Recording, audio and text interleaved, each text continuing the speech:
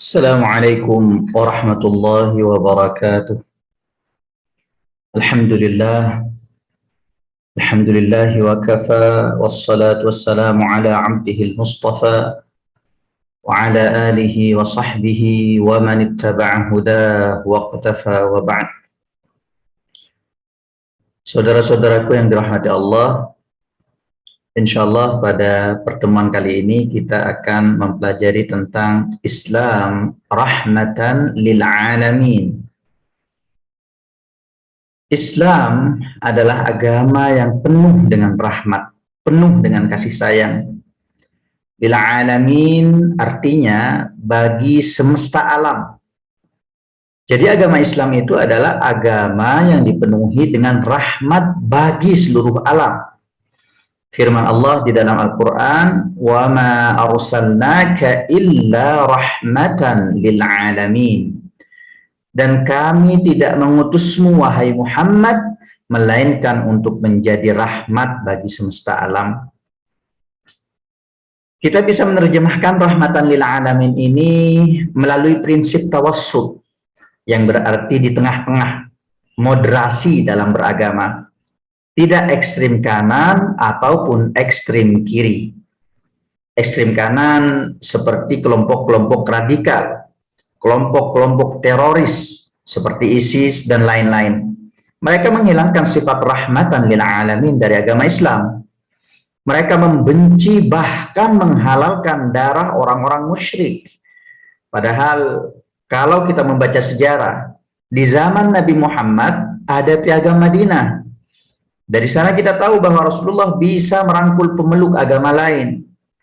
Rasulullah hidup berdampingan dengan orang-orang Yahudi dan orang-orang Nasrani. Kemudian kalau di Indonesia, kita mengenal Wali Songo. Mereka berdakwah menyebarkan Islam di tanah Jawa, tapi mereka menghormati adat dan budaya di tanah Jawa, sepanjang tidak bertentangan dengan akidah dan syariat Islam. Dan di sisi lain, ada yang ekstrim kanan, yaitu kelompok liberal, yang terlalu berlebihan memahami rahmatan lil alamin, sehingga mereka menyampingkan akidah dan berani menerobos rambu-rambu syariat. Tidak jelas lagi mana ajaran yang berasal dari agama Islam dan mana yang bukan. Ini tidak benar. Kita harus mempunyai sifat rahmat, tapi kita juga harus teguh memegang akidah kita. Sebagai contoh, kita harus bersikap baik kepada non-muslim. Itu adalah ajaran agama kita. Tapi kita tidak boleh mengikuti ibadah mereka. Tidak boleh mengikuti keyakinan mereka. Melakukan kesyirikan, LGBT, meminum khamar, memakan babi, itu jelas haram dalam agama kita. Maka dalam hal ini kita harus tegas. Tidak boleh dengan alasan rahmatan lil alamin kita malah mendukung mereka. Lebih-lebih lagi mengikuti ibadah mereka. Na'udzubillahi min dzalik. Maka sangatlah penting bagi kita untuk memahami makna yang benar tentang Islam rahmatan lil alamin. Supaya lebih jelas, kita bahas kalimat ini satu persatu. Yang pertama adalah Islam. Di dalam Al-Quran ada kalimat al-Islam, as-silmu, dan as-salam. Tiga-tiganya berasal dari akar kata yang sama, yaitu sin, lam, dan mim. Dan masing-masing kata memiliki makna yang berbeda, akan tetapi ketiga-tiganya saling berhubungan satu sama lain. Ketika disebutkan kata Islam, dan itu biasanya menggunakan alif lam, al-Islam, artinya adalah nama agamanya. Dari Nabi Adam sampai Nabi Muhammad, nama agamanya sama, agama Islam. Firman Allah, "Innad dina indallahil Islam." Sesungguhnya agama yang diridhai di sisi Allah hanyalah Islam. Sekali lagi, satu-satunya agama yang diridhai Allah hanyalah agama Islam. Jadi kalau ada yang masih mengatakan semua agama itu sama, berarti dia telah tersesat. Mereka memiliki pemahaman pluralisme dan liberalisme. Ini sangat berbahaya. Mudaratnya bukan hanya bagi diri mereka sendiri, tapi juga bagi orang lain. Karena ketika ada orang yang ingin mencari hidayah, ingin mempelajari Islam, dia mengatakan, untuk apa belajar Islam? Semua agama itu sama, Tuhan kita sama, cuma namanya saja yang berbeda. Cara ibadahnya yang berbeda. Na'udzubillahi min dzalik. Kemudian, jika seseorang sudah masuk Islam, maka dia harus menjalankan semua tuntunan hidup dalam Islam secara total, secara kafah. Tuntunan itu disebut dengan as-silmu. Inilah yang disebut dengan syariat. Ya ayyuhalladzina amanu dukhulu fis-silmi kaffah. Masuklah kamu ke dalam syariat Islam secara total. As-silmi ini adalah tuntunan hidup bagi seorang muslim. Dari bangun tidur sampai tidur lagi. Jadi ajaran dalam Islam ini mencakup semua hal dalam kehidupan manusia. Sampai urusan-urusan terkecil sekalipun diatur di dalam Islam. Bangun tidur ada doanya. Masuk kamar mandi ada doanya. Makan minum ada doanya. Memakai baju ada doanya. Jadi jangan setengah-setengah menjalankan syariat Islam. Jangan sampai sholatnya sesuai dengan syariat Islam, tapi cara berucap, cara mendengar, cara memandangnya tidak Islami. Dan ketika kita sudah melakukan semua tuntunan Islam, kita taat sepenuhnya dengan perintah Allah dan menjauhi segala larangannya, maka buah yang akan kita petik adalah as-salam. Yang artinya keselamatan, kedamaian, ketentraman, baik di dunia, di alam kubur maupun di akhirat. Firman Allah, wassalamun alaihi yawma wulida wa yawma yamutu wa yawma yub'atsu hayya. Maka hidupnya akan selamat dari murka Allah dan tenang menjalani kehidupan. Dia juga akan dimatikan dalam keadaan yang damai. Dan kelak di hari kiamat, dia akan dibangkitkan dalam keadaan menyenangkan. Jadi kalau kita sudah lama memeluk agama Islam, tapi belum merasakan ketenangan, kedamaian, ketentraman, itu bukan karena kurangnya harta atau kurangnya jabatan, tapi karena kepatuhan kita kepada Allah kurang. Kedekatan kita dengan Allah kurang. Kita kurang berzikir mengingat Allah. Karena jika kita banyak mengingat Allah, maka hati kita akan tentram. Firman Allah, ala bidzikrillahi tatma'innul qulub. Dan sejatinya seluruh ibadah kita ditujukan agar kita mengingat Allah. Membaca Al-Quran, sedekah, haji, dan lain sebagainya, semuanya untuk mengingat Allah. Jadi tolak ukur kebahagiaan itu dalam Islam ada di 3 alam. Bukan hanya di dunia, tapi juga di alam kubur dan akhirat. Itulah kenapa kita berdoa, Rabbana atina fid dunya hasanah wa fil akhirati hasanah wa qina adzabannar. Sementara menurut kebanyakan manusia, bahagia itu relatif. Ada orang yang bahagia jika mendapatkan sejumlah uang tertentu. Ada juga yang bahagia ketika dia mendapatkan jabatan tertentu. Dan itu tidak salah dalam Islam. Dengan syarat semua yang kita dapatkan harus bisa mendekatkan diri kita kepada Allah. Firman Allah, wabtaghi fima atakallahu daral akhirah. Gunakanlah apapun yang diberikan Allah untuk mendekatkan diri kepadanya. Jadi kalau kita kaya, tapi kekayaan kita belum bisa mendekatkan diri kita pada Allah, atau kita punya jabatan tinggi, tapi jabatan itu malah menjadikan kita jauh dari Allah, maka tidak akan ada keberkahan di dalamnya. Karena kalau cuma sekedar kaya, Qarun lebih kaya. Kalau cuma sebatas jabatan tinggi, Fir'aun kedudukannya jauh lebih tinggi. Tapi mereka tidak mempergunakannya untuk mendekatkan diri kepada Allah. Malah mereka makin jauh dari Allah, makin sombong dan makin terombang-ambing dalam kesesatannya. Sampai Allah mengadab mereka. Selanjutnya, makna rahmah. Rahmah artinya kasih sayang. Ketika kita mengasihi seseorang, menyayangi seseorang, kita akan menunjukkannya dengan cara yang berbeda-beda. Dan orang yang kita sayangi kadang akan menyukai cara kita mengasihi mereka, tapi kadang mereka tidak menyukainya. Ini berbeda dengan kata ra'fah. Karena ra'fah ini juga memiliki arti kasih sayang. Akan tetapi caranya pasti akan disukai oleh semua orang. Sebagai contoh, ada seorang anak kecil, hujan-hujanan. Saking dari lamanya, badannya mulai membiru karena dia sudah mulai kedinginan. Kemudian ibunya membawakan handuk untuk mengelap badan sang anak. Dan beliau memberikannya baju hangat agar sang anak tidak merasa kedinginan lagi. Cara ini adalah sebuah bentuk kasih sayang seorang ibu kepada anaknya. Dan cara ini sangat disukai oleh sang anak. Maka ini bisa disebut dengan rahmah. Dan juga bisa disebut dengan ra'fah.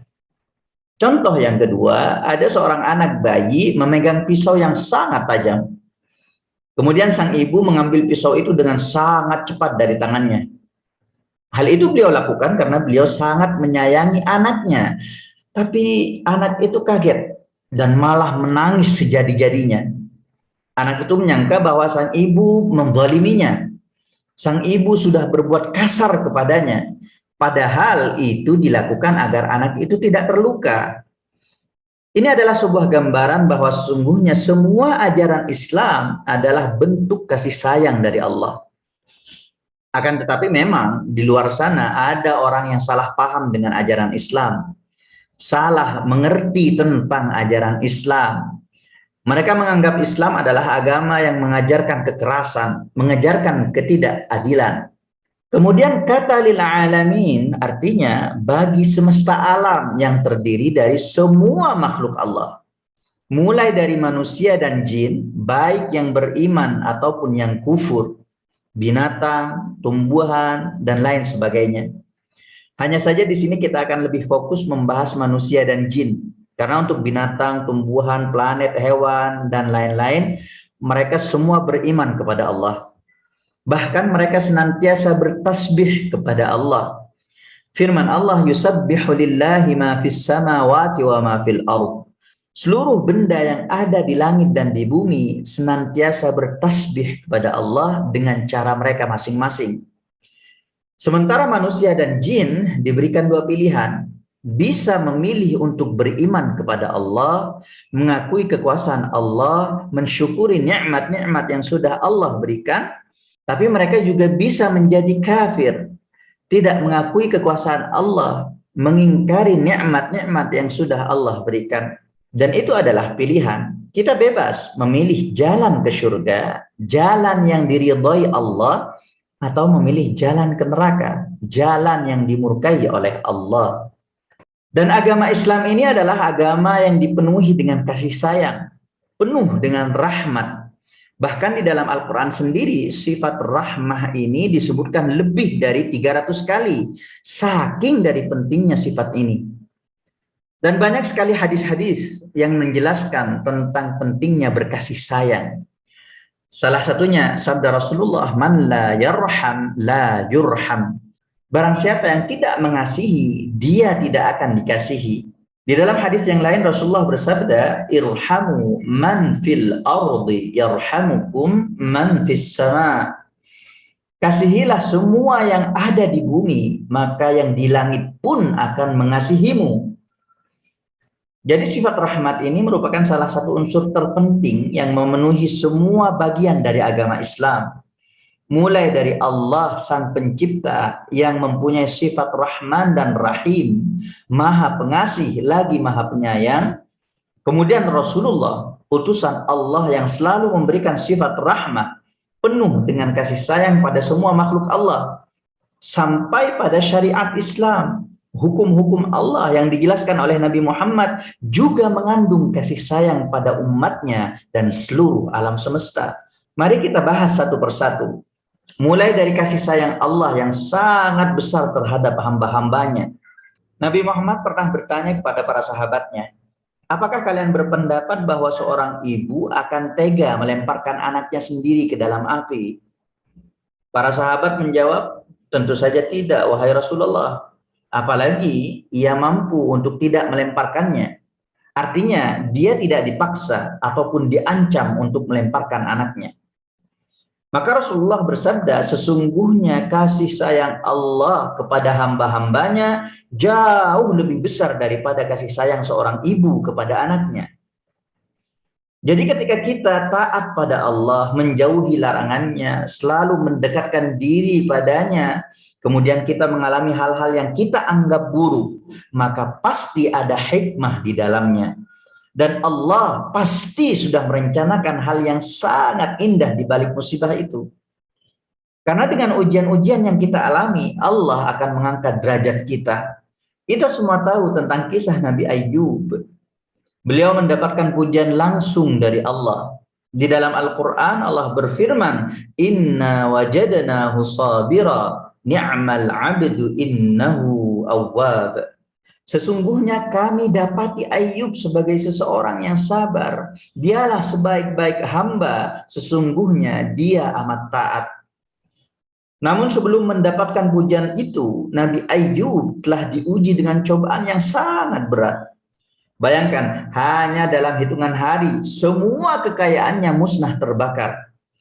Ke-12 anak beliau meninggal. Dan beliau ditimpa penyakit yang tidak pernah dialami oleh orang sebelumnya dan tidak akan pernah dirasakan oleh orang setelahnya. Dan tidak cukup sampai di sana. Beliau ditinggalkan oleh istrinya dan diasingkan oleh masyarakat karena penyakit yang dideritanya selama 70 tahun. Bayangkan, 70 tahun. Namun ketika beliau berdoa, beliau tidak mengatakan, ya Allah, aku ini seorang nabi, kenapa ujianku berat sekali? Tidak, tidak. Malah beliau berdoa dengan bahasa yang sangat santun. Wa Ayyub idznada rabbahu anni massani ad-durr wa anta arhamur rahimin. Wahai Tuhanku, sesungguhnya aku telah ditimpa kemalangan, sedangkan Engkau adalah Maha Penyayang. Dari sanalah kita bisa mengambil i'tibar bahwa jalan yang ditempuh seseorang untuk mencapai kemuliaan tidak mudah. Semakin berat ujian seseorang, maka semakin besar kemuliaan yang akan dia peroleh jika dia bersabar. Tentu tidaklah sama ujian yang diberikan kepada anak SD dengan ujian yang diberikan kepada mahasiswa. Kemudian rahmat Rasulullah. Beliau dipenuhi dengan rahmat, sosok yang penuh dengan kasih sayang. Dan itu tercermin dari akhlak beliau, dari kelembutan hati beliau. Suatu saat beliau pernah mengimami salat dan beliau ingin memanjangkan bacaan dalam salatnya.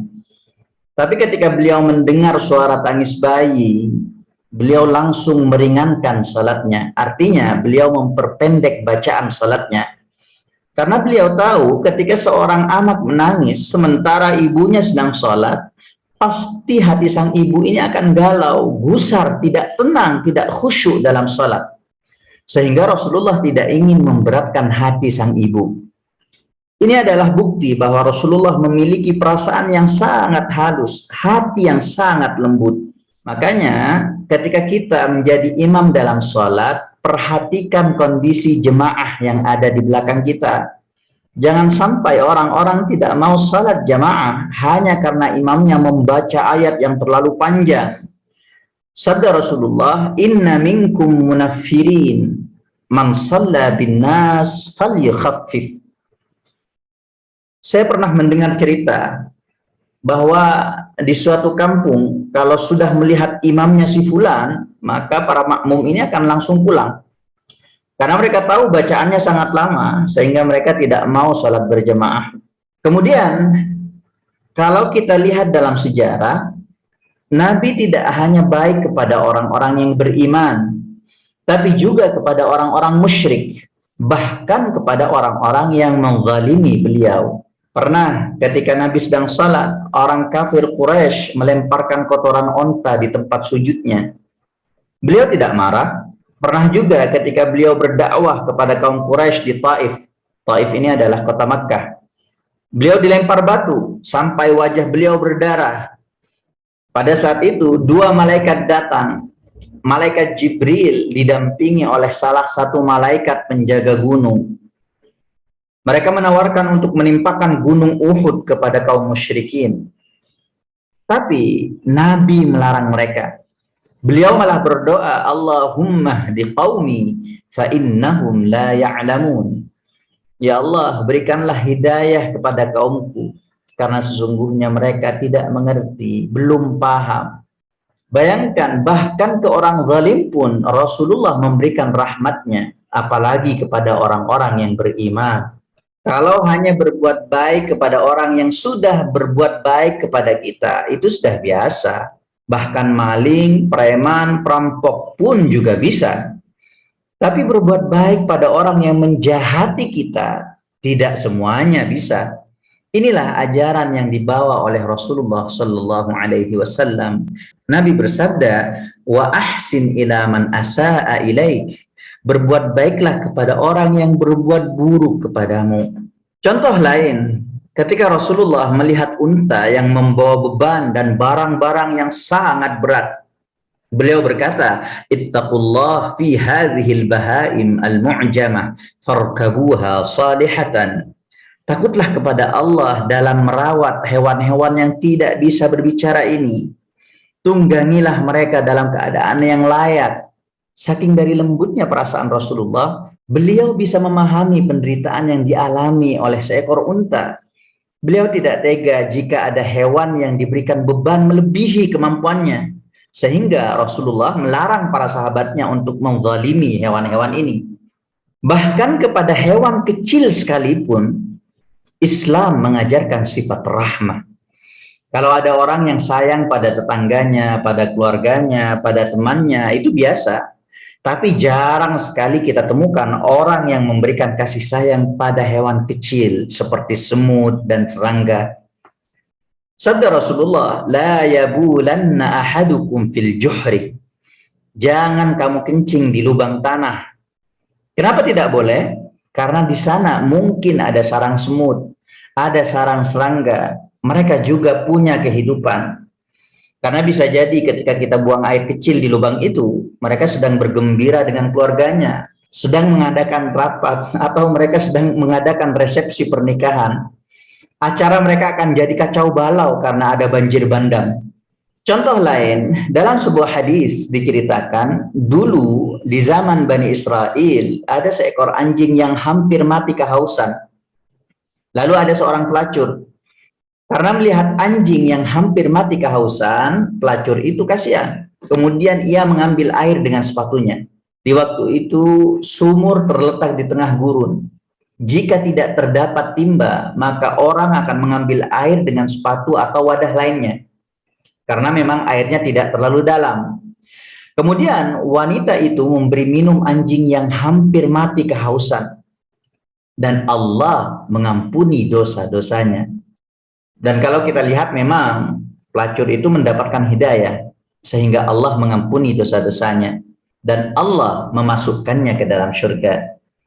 Dari hadis ini, kita bisa menyimpulkan bahwa dalam Islam bukan hanya kepada manusia, bahkan kepada anjing pun kita harus memberikan kasih sayang. Dan sebaliknya, di hadis lain dijelaskan bahwa kelak akan ada seseorang yang dimasukkan ke neraka hanya gara-gara menyiksa seekor kucing. Dia mengurung kucing itu, tidak dikasih makan, dan tidak pula dilepaskan agar bisa mencari makan sendiri, sampai kucing itu mati kelaparan. Bahkan dalam Islam, walaupun kita diwajibkan untuk berdakwah, mengajak orang lain pada kebenaran, akan tetapi kita tidak boleh memaksa. Allah berfirman, la ikraha fid din, tidak ada paksaan dalam agama. Kita tidak boleh memaksa orang yang berbeda agama dengan kita untuk masuk Islam. Kewajiban kita hanya menyampaikan kebenaran. Kita hanya diharuskan menyampaikan tentang ajaran Islam. Masalah hidayah itu urusan Allah, hanya Allah yang bisa memberikannya. Dan Islam pun sudah menjelaskan bagaimana seharusnya sikap kita terhadap non-muslim. Di dalam surat Al-Mumtahanah dijelaskan bahwa kita harus tetap berbuat baik dan bersikap adil pada non-muslim. Firman Allah, la yanhaakumullahu 'anil ladzina lam yuqatilukum fid dini wa lam yukhrijukum min diyarikum an tabarruhum wa tuqsitu ilaihim. Jadi salah ketika ada orang Islam yang membenci orang lain hanya karena berbeda agama. Ini adalah pemahaman dan pengertian yang keliru. Biasanya orang-orang seperti ini tidak memahami Islam dari sumbernya, yaitu Al-Quran dan As-Sunnah sesuai pemahaman Ahlus Sunnah wal Jamaah. Banyak sekali ayat dan hadis Rasulullah yang mewajibkan kita untuk berbuat baik kepada non-muslim, dengan harapan mereka bisa mendapatkan hidayah melalui perkataan kita yang lemah lembut dan akhlak kita yang baik. Bahkan kepada jenazah seorang Yahudi pun Rasulullah bersikap baik. Suatu hari ketika Rasulullah sedang duduk berkumpul bersama para sahabat, ada jenazah yang dibawa menuju ke pemakaman. Rasulullah pun langsung berdiri menghargai jenazah itu. Kemudian para sahabat mengatakan, wahai Rasulullah, itu adalah jenazah Yahudi. Maka Rasulullah langsung menjawab, alaisat nafsan, bukankah dia juga manusia? Artinya, apapun agamanya, mereka berhak untuk dihargai, berhak untuk dihormati. Kemudian, bukan hanya Allah dan Rasulnya saja yang dipenuhi dengan kasih sayang, tapi ajaran Islam yang dibawa Rasulullah juga membawa rahmat, ajaran yang dipenuhi dengan kasih sayang. Itu tercermin dari hukum-hukum Allah. Firman Allah di dalam Al-Quran, yuridullahu bikumul yusra wa la yuridu bikumul usr. Allah menghendaki kemudahan bagimu dan tidak menghendaki kesukaran bagimu. Di dalam ayat lain Allah berfirman, wa ma ja'ala 'alaikum fid dini min haraj, dan Allah tidak menjadikan kesukaran bagimu di dalam agama. Allah ingin mempermudah kita. Allah tidak ingin mempersulit kita dengan hukum-hukum yang Allah turunkan. Dan ini terbukti dari syariat-syariat Allah. Mulai dari bab ibadah, bab muamalah, bab munakahat, dan bab-bab lain. Salah satu contohnya, ketika kita dalam perjalanan, kita boleh menjamak dan mengqasar salat. Jamak itu artinya kita boleh menggabungkan antara dua salat. Salat zuhur digabungkan dengan salat asar. Salat maghrib bisa digabung dengan salat isya. Dan kita pun boleh mengqasarnya. Qasar itu artinya memperpendek salat. Jadi ketika dalam perjalanan, kita boleh mempersingkat. Yang pada asalnya salat zuhur, asar, dan isya itu 4 rakaat, kita boleh meringkasnya menjadi 2 rakaat. Kecuali maghrib dan subuh ya, rakaatnya tetap sama dan tidak bisa diperpendek lagi. Contoh lain, Allah mewajibkan kita untuk berpuasa Ramadan sebulan penuh. Tapi ketika kita sakit, maka kita boleh mengganti puasa di hari-hari lainnya, yang dalam bahasa fikihnya disebut dengan mengqadha puasa. Bahkan ketika seseorang sakit menahun karena penyakitnya terlalu parah atau karena sudah sangat tua, sangat sepuh, sehingga tidak mampu lagi mengganti puasa, maka dia cukup membayar fidyah dengan memberi makan orang miskin. Allah memberikan keringanan pada kita, khususnya bagi orang-orang yang kurang mampu menjalankan ibadah puasa. Firman Allah, "Faman kana minkum maridan aw 'ala safarin fa'iddatun min ayyamin ukhar wa 'alal ladzina yutiqunahu fidyatun ta'amu miskin." Begitu juga dengan kewajiban salat. Pada dasarnya kita wajib salat sesuai dengan syarat dan rukun-rukun salat yang dicontohkan oleh Rasulullah. Salah satunya salat berdiri menghadap kiblat. Namun ketika kita sakit, kita boleh salat duduk. Jika tidak mampu duduk, kita boleh salat berbaring. Bahkan kalau sudah tidak mampu sholat berbaring, menggerakkan kepala, kita boleh sholat dengan isyarat. Isyarat mata, bahkan isyarat hati. Jika kita sudah tidak mampu menggerakkan anggota badan sama sekali. Ini adalah rukhsah, keringanan-keringanan yang Allah berikan kepada hambanya. Sabda Rasulullah, "Shalli qa'iman fa illam tastati' fa qa'idan fa illam tastati' fa ala jambin." Lalu ketika ada orang yang mengatakan ajaran Islam itu adalah ajaran yang keras, ajaran yang kejam, ajaran yang tidak adil. Karena di dalam Islam ketika ada orang yang membunuh maka harus dibunuh, itu tidak manusiawi, kata mereka. Ketika seorang lelaki diperbolehkan poligami sementara wanita hanya boleh 1 suami, itu tidak adil, kata mereka. Sebenarnya Allah memberikan kasih sayangnya kepada manusia melalui hukum-hukum syariat itu. Tapi mungkin ada beberapa orang yang tidak suka dengan cara Allah memberikan kasih sayang ini. Menurut mereka peraturan-peraturan Allah ini zalim, tidak manusiawi. Padahal sebenarnya Allah lebih mengetahui apa yang baik bagi hambanya. Allah Maha Adil, Allah Maha Bijaksana. Hanya saja kadang manusia belum memahami hikmah dari peraturan-peraturan itu. Maka jika ada syariat Allah yang mungkin menurut kita kurang manusiawi, kurang adil, maka kita harus merenungi, mempelajari hikmah di balik syariat itu. Karena pastinya di sana ada maslahat dan kebaikan. Yang kadang maslahat itu hanya bisa diperoleh dengan cara-cara tertentu. Sebagai contoh, ketika kita sholat, tiba-tiba ada ular di depan kita, maka Rasulullah memerintahkan kita untuk membunuh ular itu. Apalagi ularnya berbisa. Kenapa?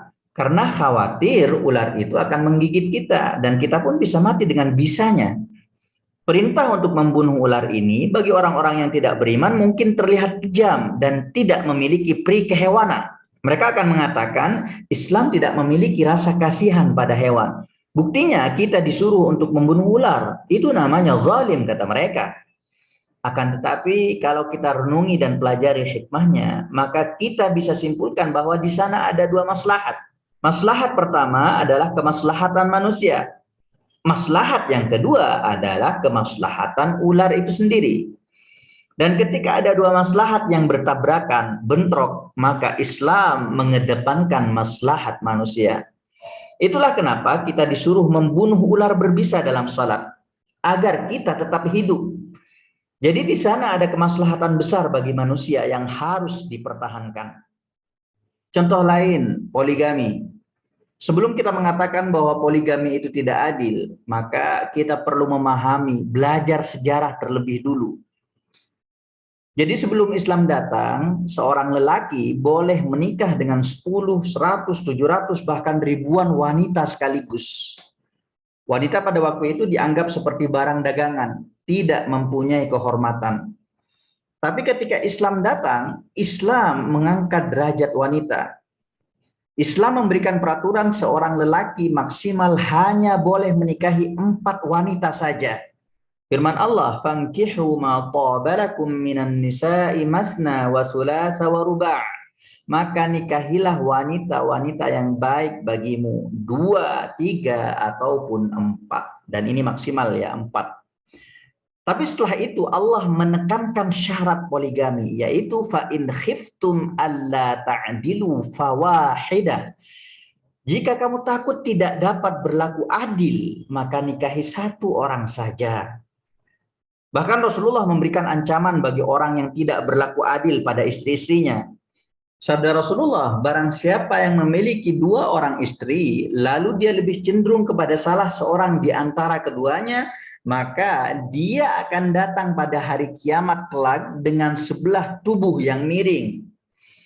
Jadi poligami ini tujuannya adalah memuliakan wanita, khususnya di negara-negara yang jumlah wanitanya jauh lebih besar daripada jumlah laki-lakinya. Karena nantinya istri kedua, ketiga, dan keempat bisa mendapatkan hak-haknya sebagai seorang istri. Bayangkan di negara-negara yang seperti ini, jika setiap satu laki-laki hanya untuk 1 wanita, maka akan banyak sekali wanita yang tidak berkeluarga. Yang akhirnya mereka akan menjadi simpanan, selingkuhan, kehormatannya direnggut, tidak mendapatkan warisan, tidak diperlakukan dengan baik, dan tidak mempunyai hak di mata hukum. Karena statusnya bukan sebagai seorang istri. Tapi pesan saya kepada saudara-saudaraku seiman, jika 1 istri saja Anda belum bisa membahagiakannya, masih sering cekcok, masih belum bisa memberikan kesejahteraan hidup baginya, jangan coba-coba memikirkan untuk poligami. Karena itu hanya akan menzalimi istri Anda. Contoh selanjutnya, kita harus mengakui bahwa salah satu perintah Allah adalah berjihad membela agama dan negara.